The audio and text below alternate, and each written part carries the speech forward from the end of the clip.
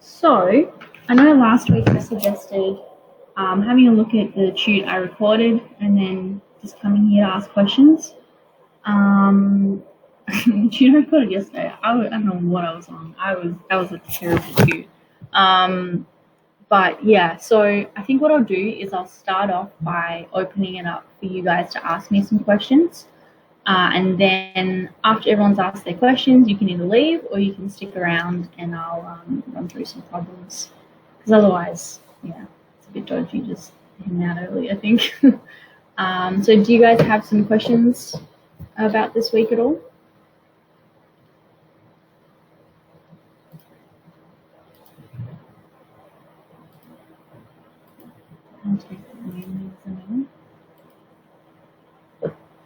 So this week, obviously your assignment, well, it's the in-class assignment week, so hopefully you've been keeping up to date with Michael's updates and emails.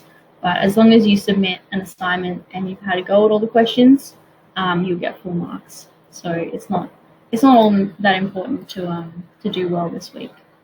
So definitely give everything a go.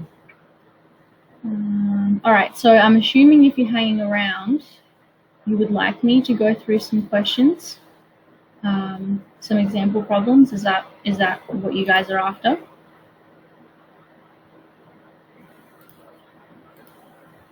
Okay, I'm going to need some communication from you guys. Because I'm running this tute for you, so I need you to tell me what you're after. Do you want to just ask me some questions and have me answer them? Or do you want me to run through a full tutorial session?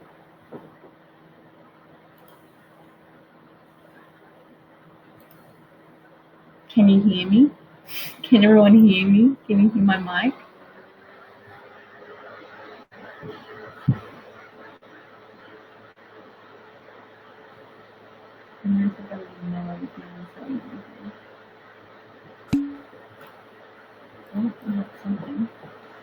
Run through. Okay, no problem. That's all I was after. I just wanted to say something.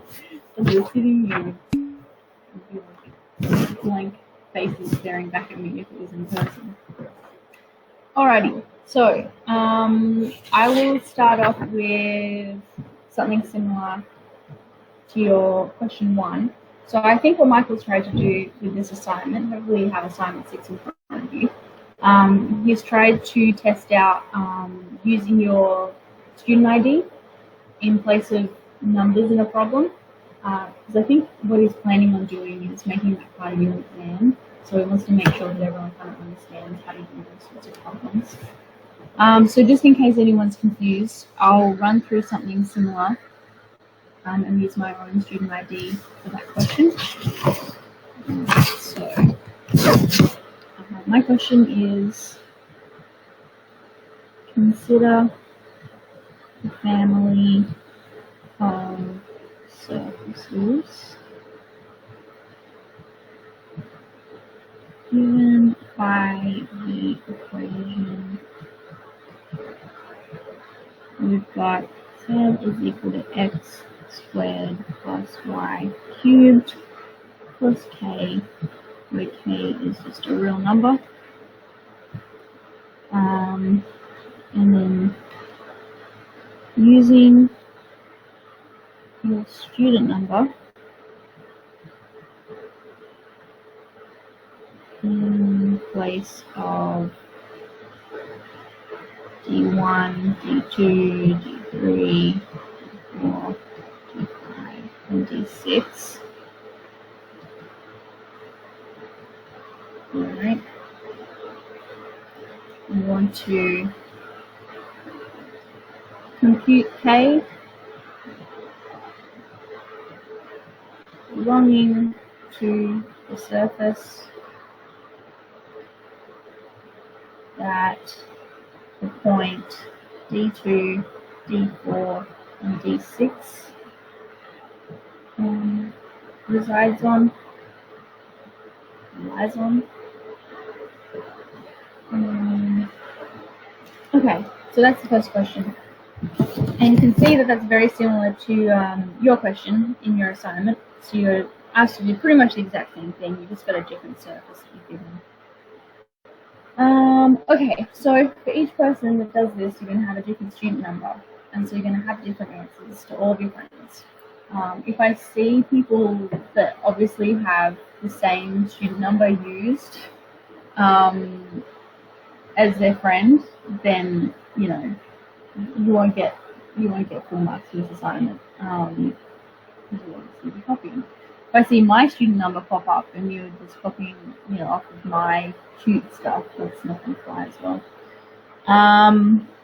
Okay, so we're computing K belonging to the surface that the point D2, D4, D6 resides in. Okay, so this is how you use your student number in this question. So my student number, so for example, my student number, you can write Eloise's student number, is 389346. So that means that D1 is the first one, 3, D2 is 8, D3 is 9, D4 is 3, D5 is 4, D6 is 6. So 389346. That's what that means. So you do the same with your student number in the assignment. Okay, so the point that we're wanting to look at here, D246, so therefore D2, D4, D6 is equal to, we've got here, we've got 8, 3, 6. And with our question, that's just equivalent to an x, y, z coordinate. It's just a point on our surface.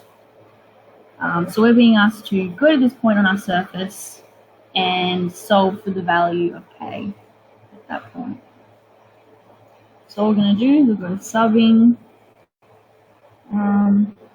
this point into our expression for the surface.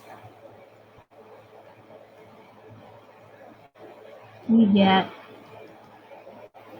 so we're just going to go up to our expression for the surface here with z, x, and y. We'll just sub those points in. So we've got z. If we go to our point here, our z is 6. 6 is equal to x squared, so that's going to be 8 squared,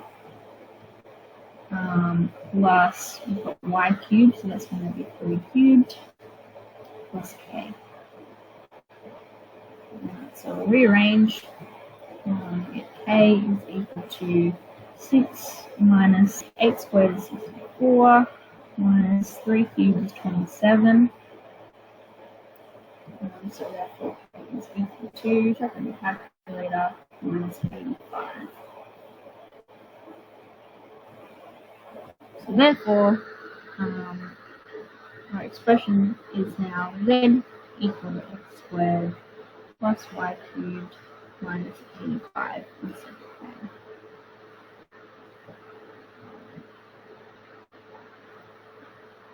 So any questions on that sort of question where you're using your student ID? Is there anyone that doesn't make sense to still?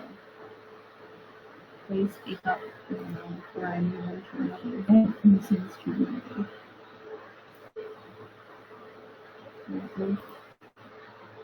Okay.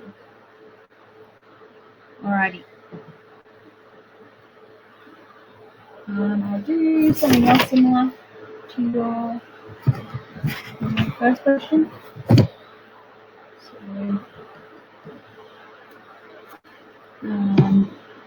let's go on. Compute the unit normal vector at the point, same point, D2, D4, D6, and that surface.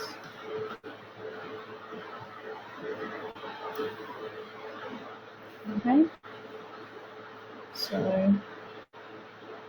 we've got a surface and we want the vector that's normal to that surface, so perpendicular to the surface. I don't know how to go into finding this vector. Okay, so you should recall from your notes, hopefully, the unit vector denoted as n hat is equal to grad f on the magnitude of grad f.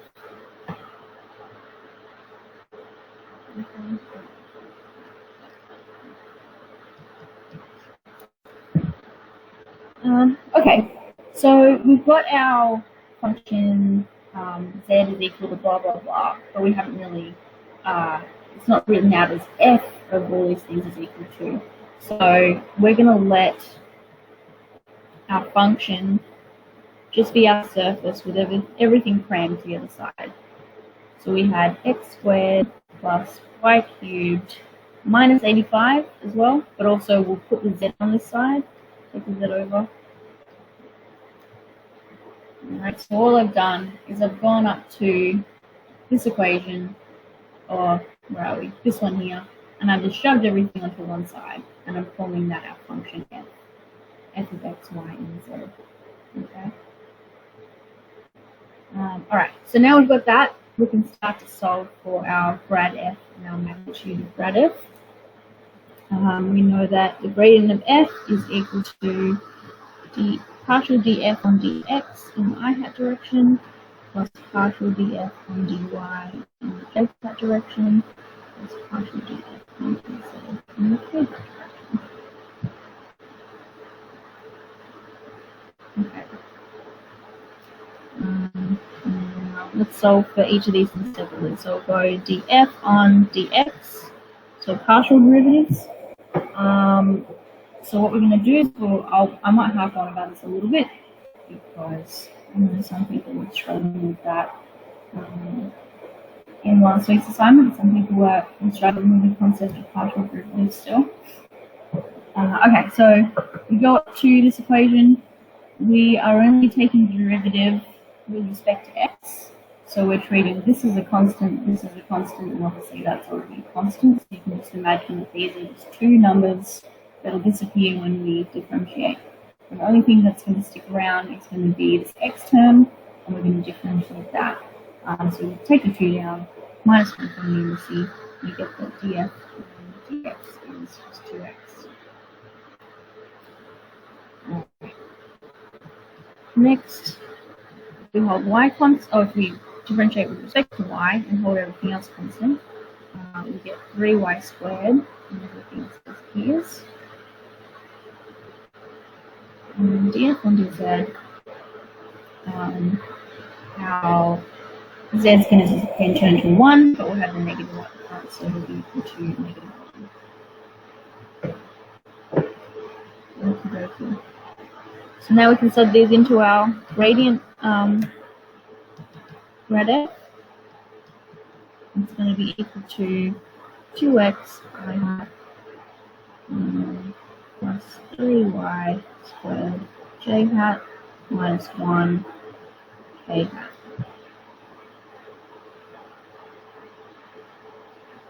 Now, the question asks us to find the unit normal vector, not just the unit normal vector, but at this specific point, which was 8, 3, 6 for us, for my student number. So we'll plug those in. So we'll say grad f at the point 8, 3, 6 is equal to 2 times 8 I hat plus 3 times 3 squared j hat minus just 1 k hat, and then z term. Z at all in our expression, so can't sub in that 6. And that's equal to, we've got 16 I hat plus 27 j hat minus 1 k hat. Okay. So now for this, we're going to find the magnitude vector, magnitude of the vector, and we'll have to do it at that point as well. So that's just going to be the square of each of the components. So we're going to go to this term here. You could do this, find grad f of this expression and do it and then sub in the points, but it's a lot easier just to go straight to this one with the points already subbed in. So we'll just have 16 squared, 27 squared, squared.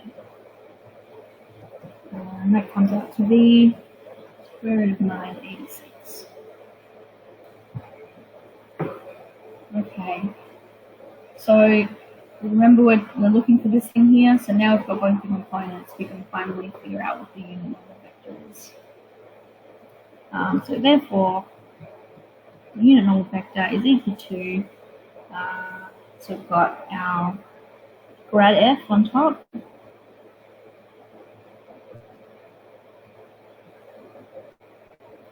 all over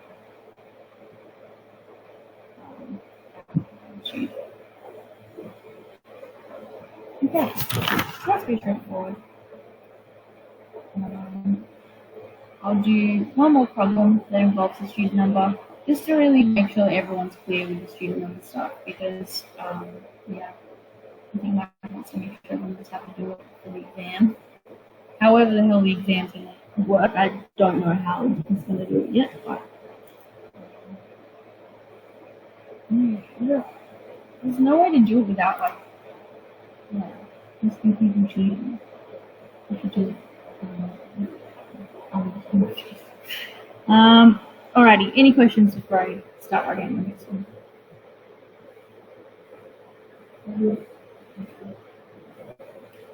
Alrighty.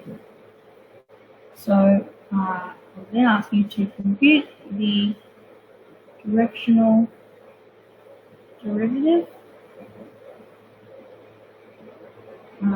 at the point, so at that same point again,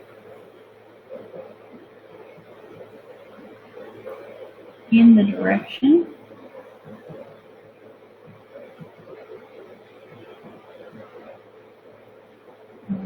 u is equal to u1 plus t2 g hat. Oh, no, 3, so 3 plus t5 hat. So for this vector, we've got our surface chilling out somewhere. We're going to a point on our surface and we're asking what's the directional derivative in this direction. Alright, so what we're going to be doing is maybe just recall that the directional derivative is equal to partial df on ds, which is also equal to grad f dotted with the unit vector for this expression, for this vector. So we're not dotting it with this vector. We want to find, I don't know explain it. you want to see kind of how much, what component of the gradient is in the direction of this vector. So you'll be dotting it with the unit vector, not just this vector. Alrighty. So we're going to need grad f and we're going to need the unit vector. We already found that grad f is equal to, at that point, at 8, 3, 6 was equal to 16 I hat plus 27 k hat minus 1 k hat. So we've already got that. And the unit vector is equal to that vector on its magnitude. Should be used to finding those.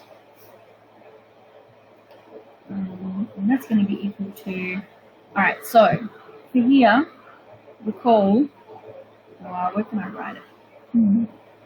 Okay, 3, 8, 9, 3, 4, 6. That was my student number. So now we've got our vector u needs d1, d3, d5. So we're going to have 3, 9, 4. That's going to be the numbers we're going to sum in. So it's going to be 3 I hat plus 4 j hat plus, plus 9 plus 4 j hat. Alright, going off with my student number. And then we're going to divide that by the square of the components. 3 squared.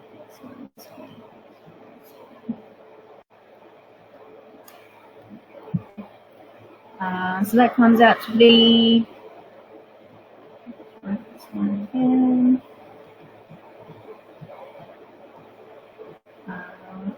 106.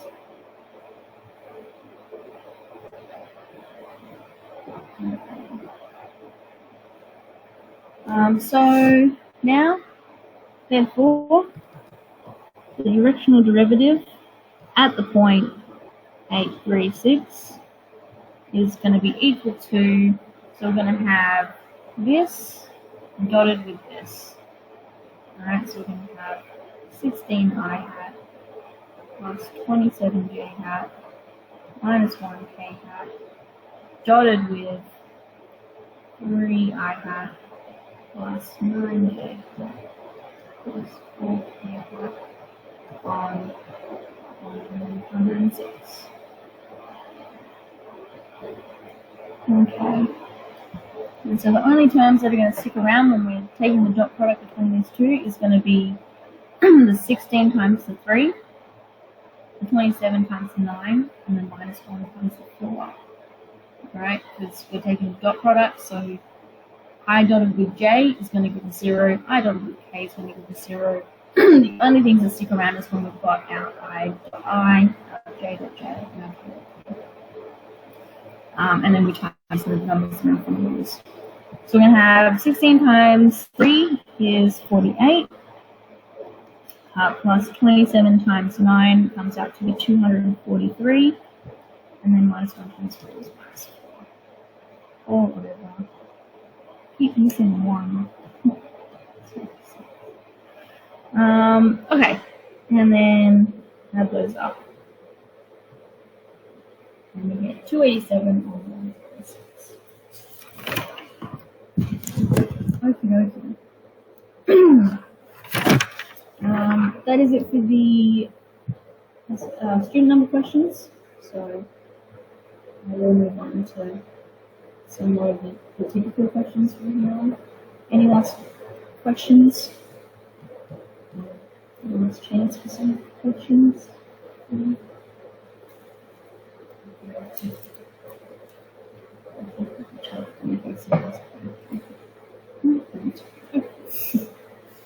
Alright. So that pretty much covers your questions 1 and 2. Question 3, I will be something similar to. So you're enlarge the text. How small is that on the screen?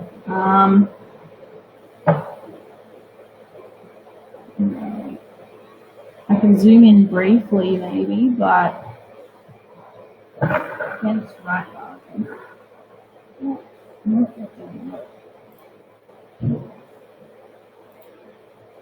It's really that small. Because when I look at my screen where I'm watching the recording, it seems quite fine. Is anyone else struggling with the God, it's even worse. Is anyone else struggling with the size of the font? All good? Okay. Well, I'll zoom in on this last few lines for you now, and then just zoom back down. Try and make that line. I guess it depends what size you want it is.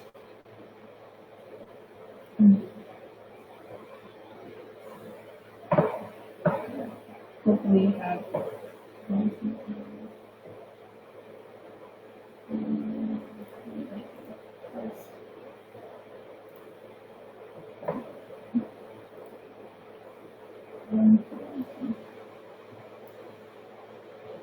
Alright, question 2. And let me know if it's still way too small for you, because I'll have to do something else about that.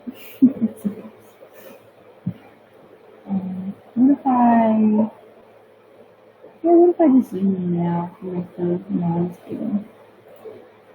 I'm just going to make the lines humongous. I don't know how much I can get on each line with this now, but we'll see. Question 2. Okay. So, yes, for your questions, this is like your question 3.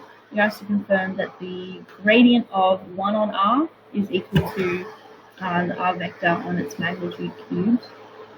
And you asked to do it in Cartesian and cylindrical coordinates and spherical coordinates. I'll do Cartesian and cylindrical. My question is going to be quite similar. I'm going to ask you to confirm that the gradient of just R is equal to its vector on little r, or just regular r, where r is equal to magnitude. And we have r is equal to xi hat plus yj hat plus z k hat in Cartesian. It's equal to rho plus z in cylindrical, and spherical is equal to the radius.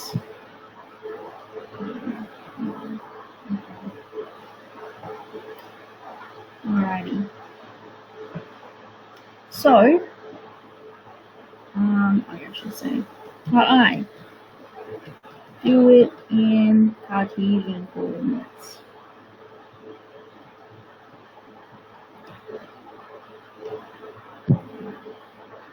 How's that running for you now? Is that stupidly large for you now?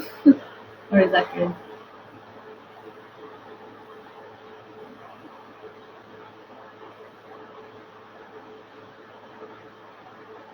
No response? No comment? Is that acceptable now?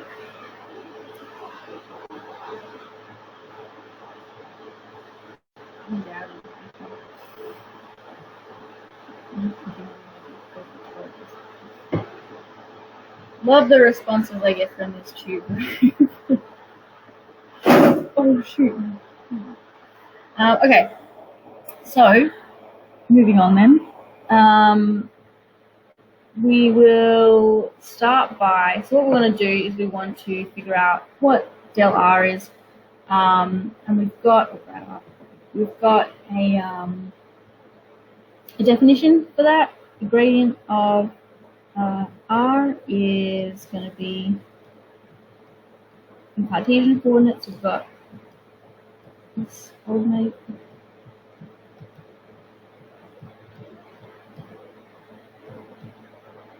Alright. And then we've got that, what other things we have? We've got R is equal to magnitude, which is equal to the square of, so we're going to be looking at this expression, the radius of the, position vector in Cartesian. So the magnitude is going to be x squared plus y squared plus z squared. All squared. I'm going to rewrite that in the visual form so it makes the differentiating a bit easier. Okay, so now we've got R, which is this thing here. So now we're just going to take the partial derivatives with respect to each of these. So we'll have dr on dx is going to be equal to, so if we go up here, I'm going to take down the half,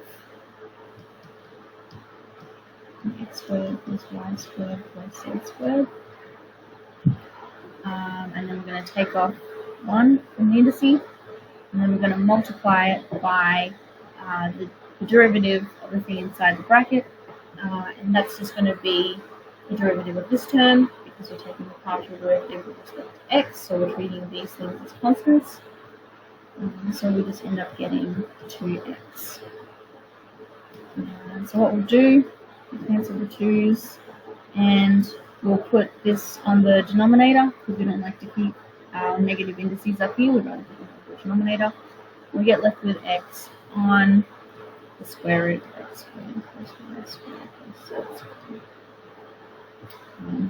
So it's just going to be x on this thing called half, which is the same as the square root. Okay, and so dr and dy is going to be the exact same thing, but just with y on top. And then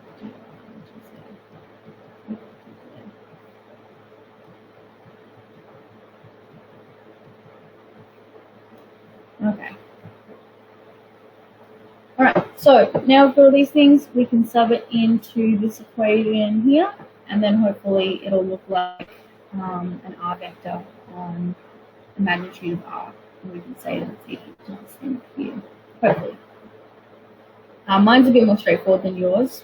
Yours, I think we probably have to do a little bit more rearranging in algebra, but you'll see that mine's going to fall out pretty nicely. So we get that grad r is equal to, so we've got dr and dx I hat first here. That's the only thing about writing big, because you can't have them both on the screen at the same time. There. So we've got x on square root x squared plus y squared plus z squared. I hat plus y on the same thing. J hat. Here I am writing some to compensate for people. Z on square root x squared plus y squared plus z squared. Okay. And so we'll just put everything over a common denominator, and then we'll get left with x plus y j hat plus z k hat all over square root x squared plus y squared plus z squared. And you can see that our top line is the radius, is the, sorry, it's got email, radius. It's the position vector, and the bottom is the magnitude, so we're thinking that's equal to this, which is equal to whatever, it's just regular vector. Okay.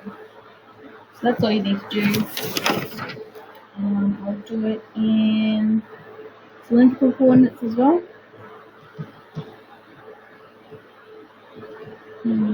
Cylindrical coordinates.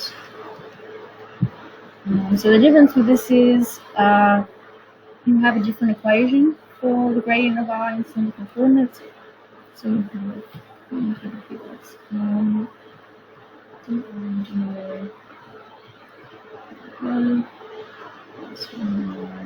think we'll give more than this one.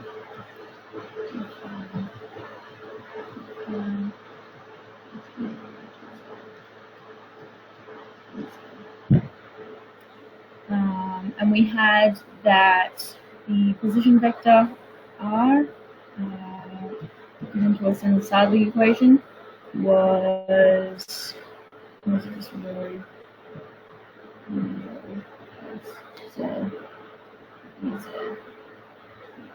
So the things we're starting out with. Okie dokie. So again, we'll start by finding this magnitude of r, and it's going to be the square of its components, rho squared plus z squared. And again, I'll just write that as rho squared plus z squared. Now again, we want to find all these derivatives. So we find dr and d rho is going to be equal to Same process as last time. Squared plus z squared. dr on d phi is going to be 0 because we don't have phi in our expression here. So we have 0 for that. dr on dz is going to be same thing.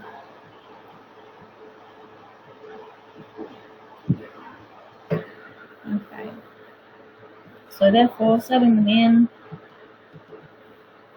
to this expression up here, we're going to have dr on d rho, so it's going to be rho on rho squared plus z squared in the e rho direction. Our second term is going to be 0. We have 0 for the derivative there, so we'll just get left with z squared rho squared plus z squared in the z direction. And again, put more of the common denominator, we get left with rho plus z squared rho squared plus z squared. And that's equal to the position vector in cylindrical coordinates over its magnitude.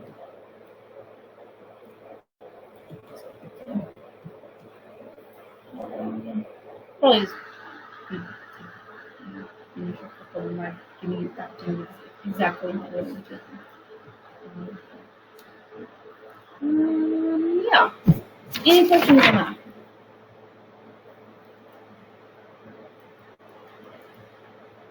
Good.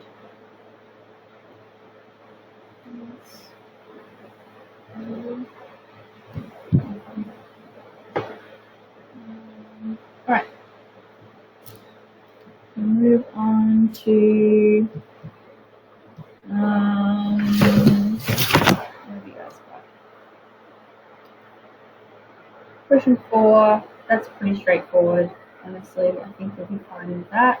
Just doing partial derivatives again.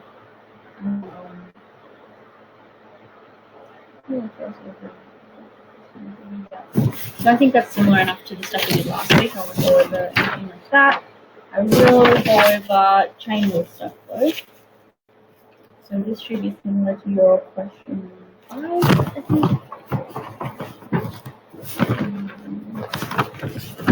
Chain rule.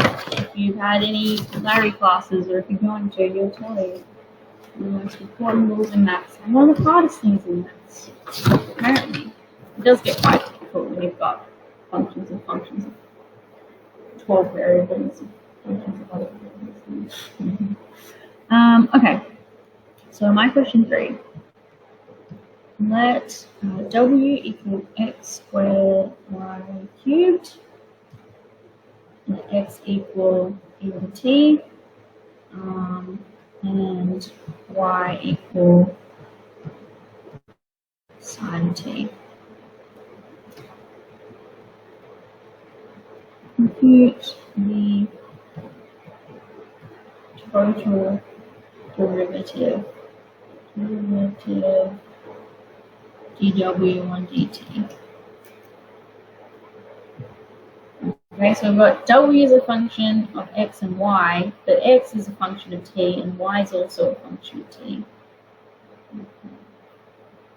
So we can draw up a little diagram that kind of shows the path we have to take. So w is a function of x and y, and x is a function of t and y is a function of t. So if we were just wanting to do dx dt, and to get from w to t, taking this route, dw on dx. So we kind of have to go through 2 pit stops to get to t. Well, I guess it's 1. And then we'll have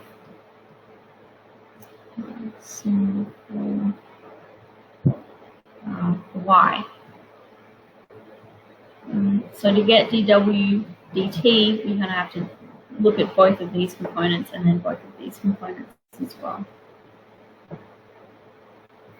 Okay. So my part I is compute this using the chain rule. It's probably the question here. Compute chain rule, because there's another way to compute it. So we'll go into that after we use the chain rule first. The chain rule uses this stuff where we're going through x and through y like this.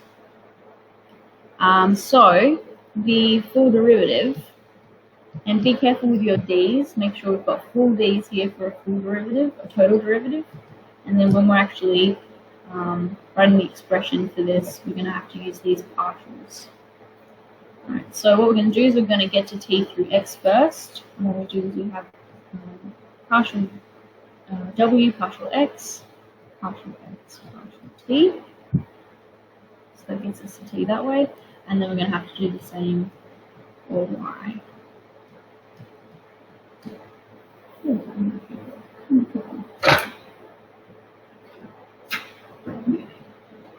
And the way that I like to think about whether I've written these derivatives out in the right way is if you treat these just like fractions, and you like, if you could cancel the dx's, you just get left with d omega or dw and dt. That's good, that's what we want. So same here, we can theoretically, not theoretically, it's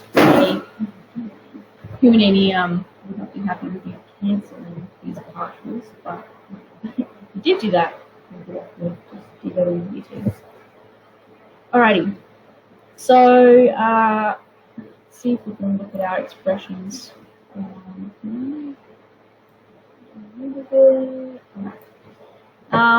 So this is going to become, so we look at this one first. We've got partial w and partial x. So we'll go up here and we'll just do that derivative. So we'll hold y constant and we'll take the derivative with respect to x. We get left with 2xy cubed. And then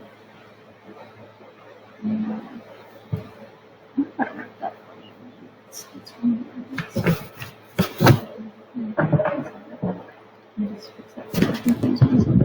probably wide. And then we've got partial dx and dt, so we go up here, and we've got that stays the same. Exponential, the derivative is just exponential, times by 1, but whatever. Alright, and then we've got partial w with respect to y, that becomes 3x squared y squared. And then dy dt is going to be sign turns to a positive cos. Okay. Now we want to write this all in terms of t if we can, so we don't really want to leave these x's and y's around. What we're going to do is we're going to sub in their respective expressions in terms of t instead. So if we do that, we'll get 2 x is e to the t, y is sine, so it's sine cubed t, and we'll just put that e to the t as well, plus we're going to have 3 x is so e to the 2t, sine 2t times cos of t. And we can just tidy up this first expression, collect the e to the t's, so 2t, so 3t, plus 3e to the 2t, plus 4t, plus t. You can take out a common factor of e to the 2t, sine t if you wanted to, whatever you want to do, I'm sure that's it. Okay, and the other way you can do this, instead of using the chain rule to find dw and dt, we're going to find dw and dt using direct substitution. Okay, so instead of going through these paths, what we're going to do is we're going to sub x is equal to ET into this expression for W, do the same for Y. So we'll do the substitution first, and then we'll take the derivative. Whereas this way, we took the derivative first, and then we subbed our expressions in at the end. So this is kind of like the reverse. Okay, so we'll have W is equal to, so we had x squared y cubed. It's hard to see. So we'll sub in E t for x, and we'll sub in sine of t for y. And that's equal to the 2t. So,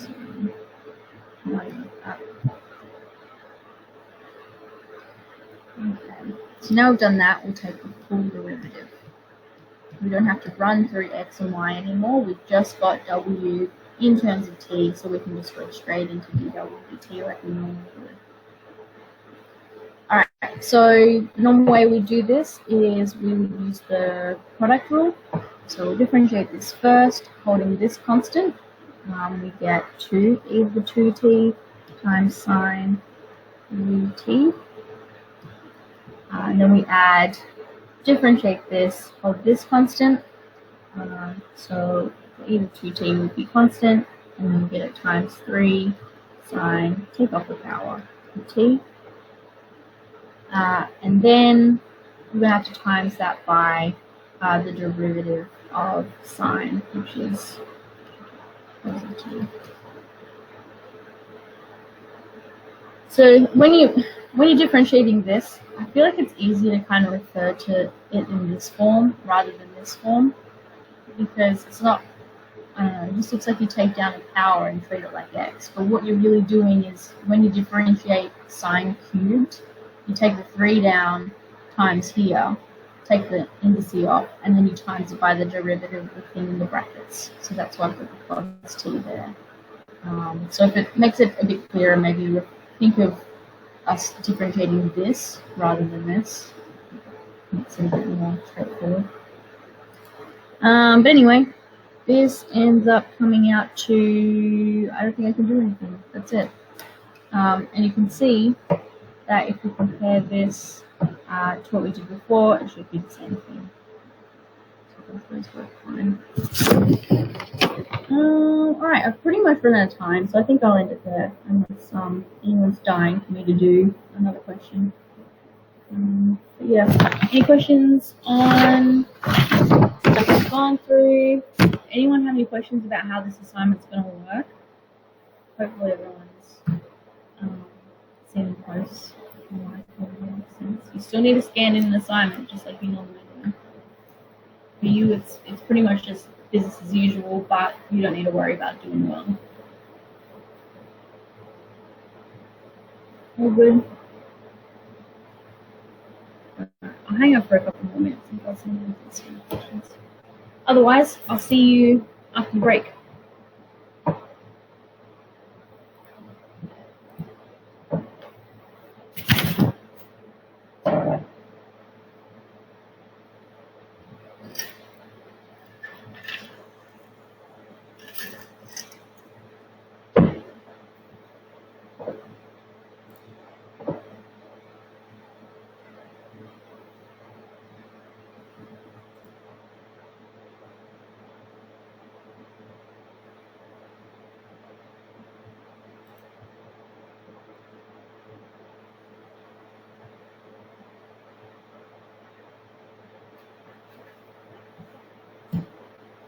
You guys are good that are just hanging out? Questions to ask?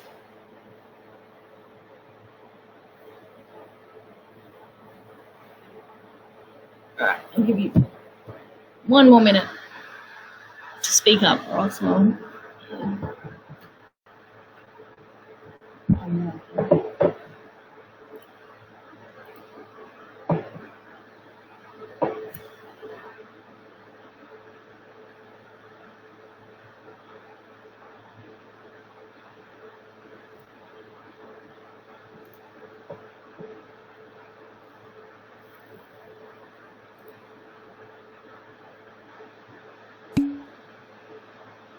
No problem. Thanks for coming.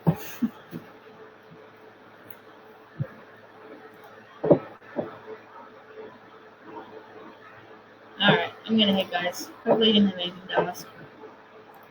If you do, send me an email.